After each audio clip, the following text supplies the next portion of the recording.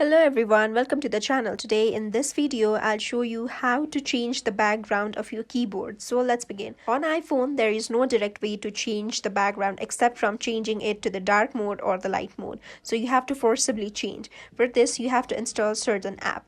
I have installed the Gboard app from the App Store. You can do the same. Once you have installed the Gboard app, what you have to do is simply go to the settings and scroll all the way down to find the Gboard app in settings. Click on the Gboard app and tap on keyboard section. Now toggle on the Gboard button. Once you have toggled on, make sure that you give full access to the Gboard app. Now open the keyboard and there you will see the world like option. Click on it, and once you click on it, you will see the Gboard option. Click on the Gboard option. Now again click on the world like option and tap on the settings. Once you click on the settings, you will reach the Gboard app.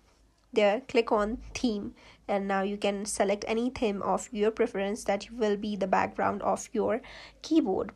Now once you have done this, check the keyboard and see the background has been updated. So that's it. I hope this video was helpful to you. If you liked the video, hit the like button and do not forget to subscribe to the channel. Thank you for watching.